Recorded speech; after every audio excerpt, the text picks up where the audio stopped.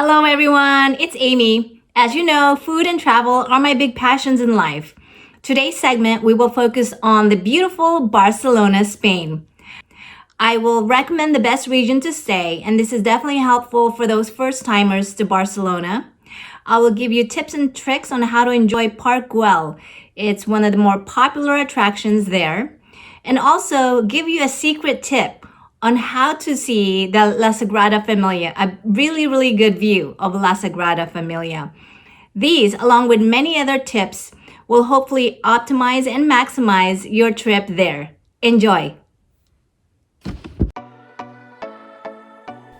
If this is your first time going to Barcelona, I'd recommend staying at the Gothic Quarter, or Barri Gothic. It is arguably one of the more desirable places to stay in the city, which is why it gets so much foot traffic. It's close to many of Barcelona's more popular attractions and has tons of great restaurants, another reason why people love it.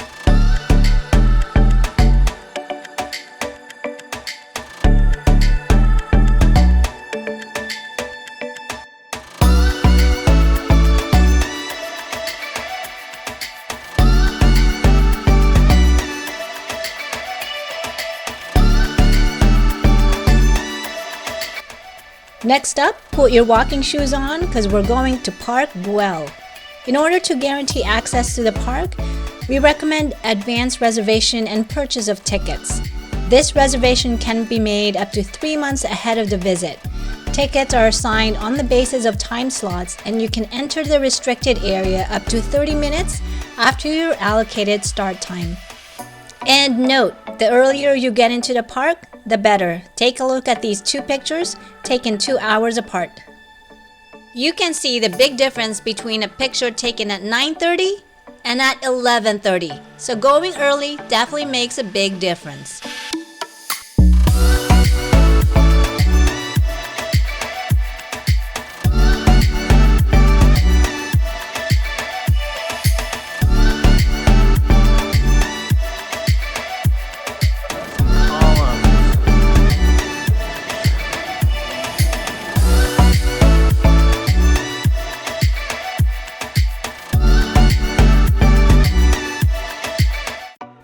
Get lost in the Gothic Quarter. It's the oldest part of Barcelona and contains the remains of some of the original Roman buildings. Here, it's a maze of small, narrow, winding streets that empty out into small or large plazas or squares, and there appears to be no rhyme or reason to the layout.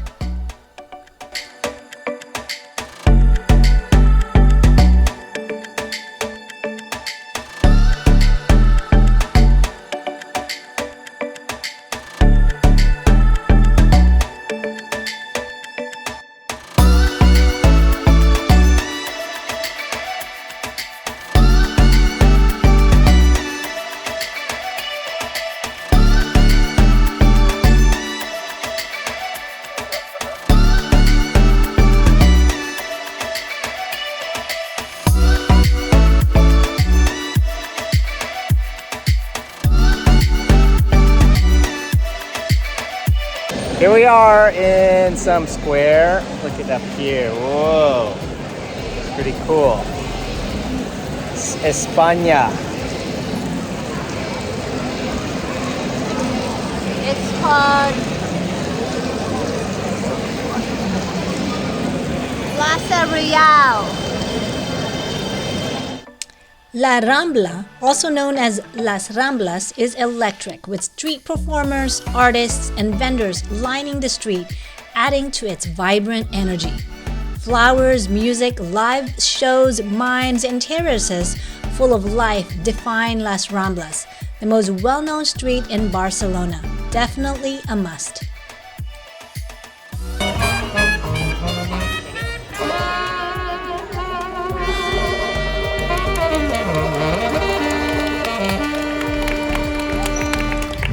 Here we are in Plaza de Catalunya in Barcelona. All right, look at this. We're in the big square. You can see everything around us. There's a lot of birds there on it. Yeah, you want to see a bunch of birds? There you go. Look at all those pigeons. And this building over here.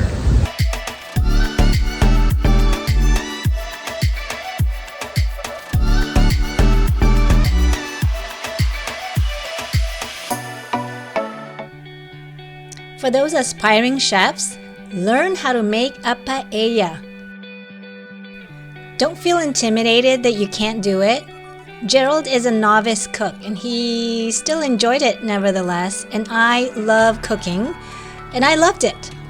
So it was actually the highlight of our trip, at least for me anyway. There are several places that offer these cooking classes, so if you want to learn about this one that I took, just go ahead and ask me in the comment section.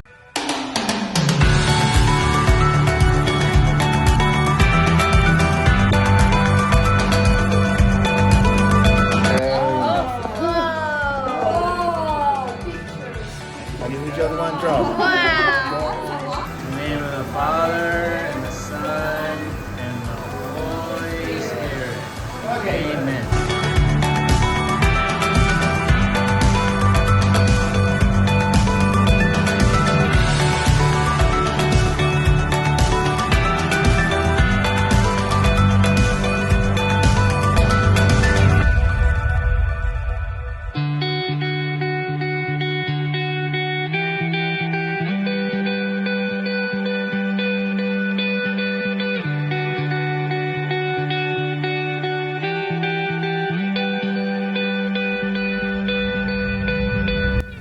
Next is La Sagrada Familia. It is the largest unfinished Catholic church in the world.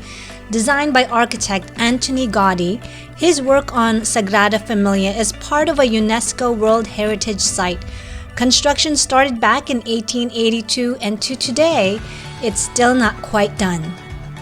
And as you probably have noticed on the official website, Sagrada Familia tickets sell out very quickly, and it is almost impossible to get a ticket at the last minute. Most of the time, you need to book your tickets ahead of your desired visit, often weeks in advance, especially during tourist season.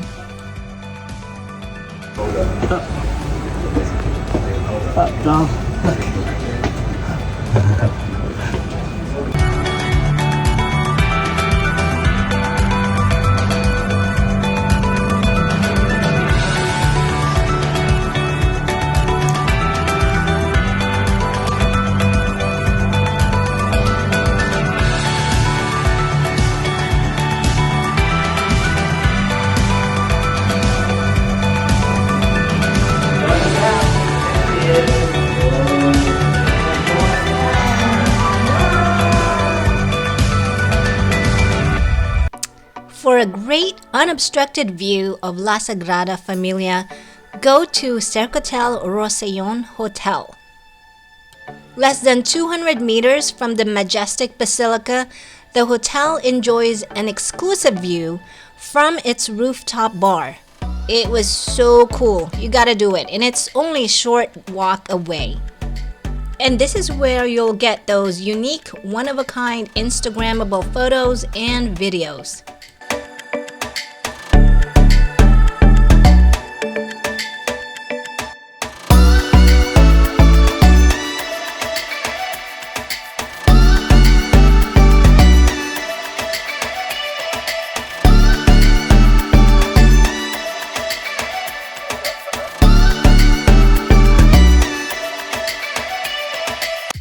Located in the center of La Rambla is La Boqueria.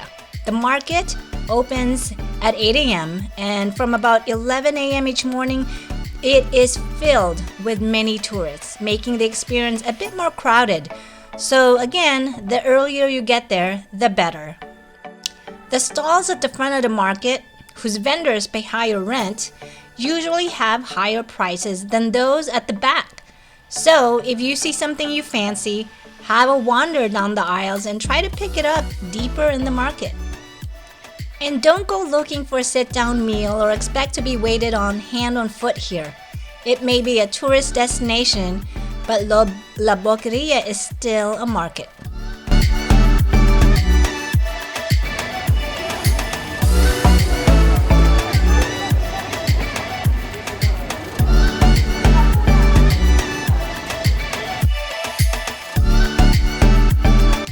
One of the things we enjoyed so much when we went to Barcelona was the food.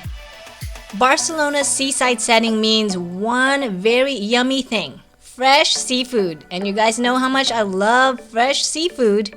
Barcelona is known for its tapas, and they range from a simple bowl of olives or a wedge of cheese to shrimp or octopus or mussels with lots of garlic.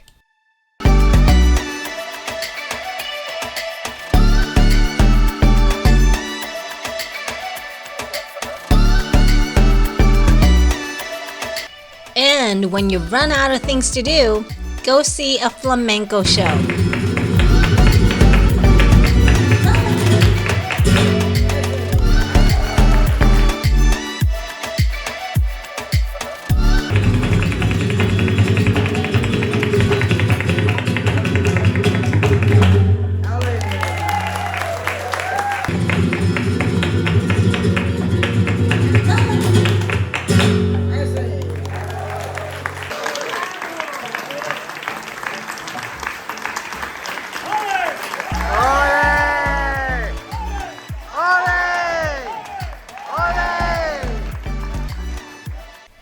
And if you have an inkling for designer shopping at discounted pricing, go to La Roca Village.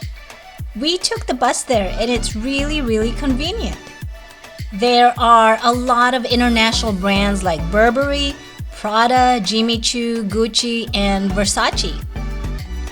And when you're done shopping and you're back in Barcelona, go to Plaza de Catalunya, where you can get your VAT tax refund. Well, folks, hopefully I gave you some good tips for Barcelona. If you have any specific questions, go ahead and ask me in the comment section. Show your love and like and subscribe. Until next time, this is Amy signing off.